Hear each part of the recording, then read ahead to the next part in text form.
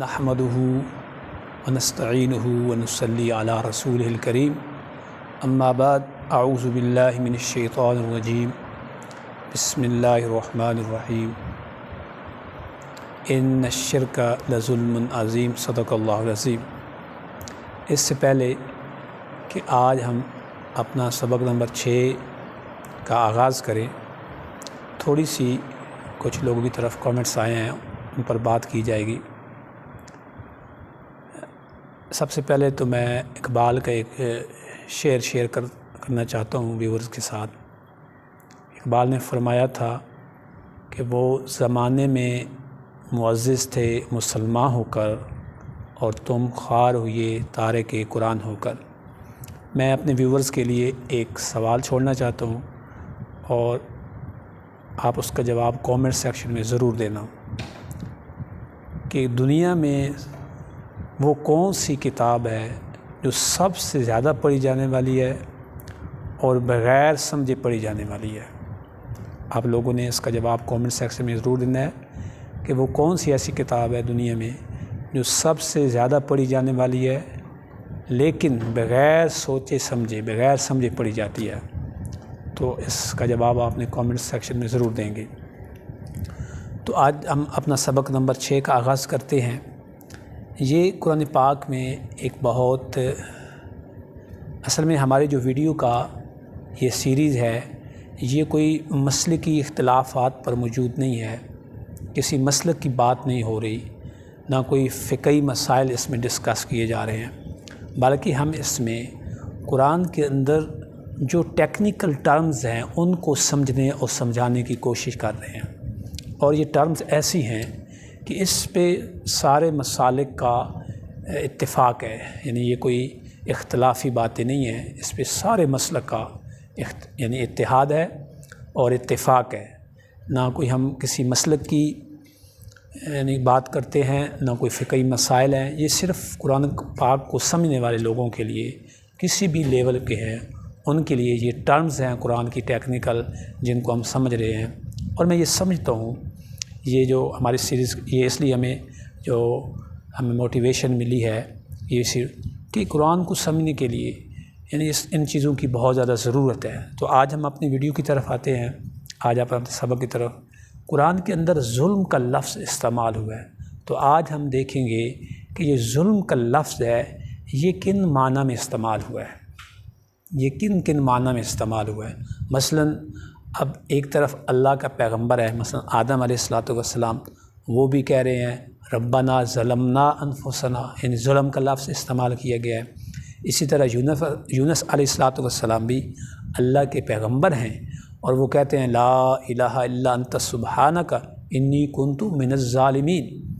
इसी तरह अल्लाह ने फरमाया इन्न शिर्क लज़ुल्मुन अज़ीम, बेशक जो शिर्क है ये सबसे जुल्म अज़ीम है। तो ये आज एक हमारा ये जो टेक्निकल टर्म है जुल्म के हवाले से हम सबक सीख रहे हैं। जुल्म कुरान पाक के अंदर कमी के माना में, यानी किसी चीज़ की कमी हो जाए, किसी चीज़ में ज़्यादती यानी कमी हो जाए उसको, या ख़सारा हो जाए, या उसमें किसी नुकसान के माना में जुल्म कुरान पाक के अंदर भी इस्तेमाल हुआ है। तो इसकी एग्ज़ाम्पल हम देख लेते हैं। ये मेरे सामने कुरान पाक की सूरत अल-बक़रा है और आयत नंबर ये हमारे पास 281 है।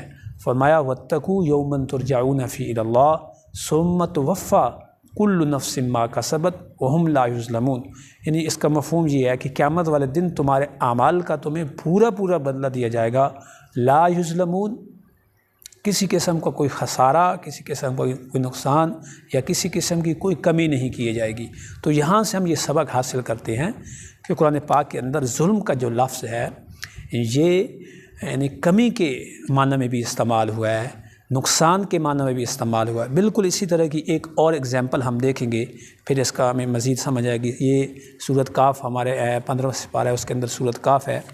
इसके अंदर वो जो बागों का ज़िक्र आता है मेरे सामने अब खुली पड़ी है। फरमाया इसके अंदर जी हमारे पास ये आयत नंबर है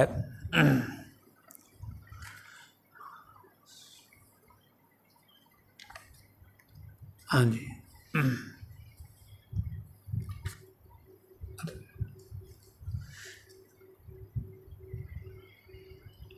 ہاں جی یہ ہمارے پاس آیت ہے. فرمایا کلتا الجنتین کلتا الجنتین آتت اکلہا ولم تظلم منہ. فرمایا جو باغ تھے، جنتین تھے، جو باغ تھے، وہ اپنا پھل پورا لائے. ولم تظلم منہ شیئا، اور اس میں کسی قسم کی کوئی کمی نہیں آئی، کسی قسم کا کوئی نقصان نہیں ہوا. تو یہ دو ایگزامپل، یہ دو مثالیں ہمیں اس معنی کو سمجھنے میں مدد دے رہی ہیں. ایک سورۃ بقرہ کی آیت تھی اور ایک یہ آیت نمبر 33 ہے جس میں سورۃ کاف پارہ نمبر 15 ہے. اس میں فرمایا کہ وہ باغ جو تھے کلتا الجنتین آتت اکلہا ولم تظلم منہ شیئا. تو گویا قرآن پاک کے اندر جب ظلم کا لفظ استعمال ہوتا ہے تو وہ ہم اس کو یہ نہیں دیکھیں گے کہ وہ صرف شرک کے لیے استعمال ہوا ہے، بلکہ وہ کمی کے لیے بھی استعمال ہوا ہے اور نقصان کے لیے بھی استعمال ہوا ہے. اب جب اگر جو لوگ اب یہ سمجھیں گے کہ ظلم کے معنی ان الشرک لظلم عظیم، کہ شرک کی ظلم عظیم ہے، اب جہاں پہ قرآن میں ظلم آئے گا تو ہم سمجھیں کہ یہ شرک کے معنی ہے، تو یہ نہیں، اس طرح نہیں ہے. اب اس کو ہم سمجھیں گے جب یونس علیہ السلام نے، یہ پارہ نمبر 17 ہے اور سورۃ انبیاء ہے، اس میں اب یونس علیہ السلام جب دعا کر رہے ہیں، مچھلی کے پیٹ کے اندر کر رہے ہیں، لا الہ الا انت سبحانک انی کنت من الظالمین، انی کنت اب انہوں نے من الظالمین، یہ آیت نمبر 87 ہے، سورۃ انبیاء ہے، 17واں سپارہ ہے، لا الہ الا انت سبحانک انی کنت من الظالمین.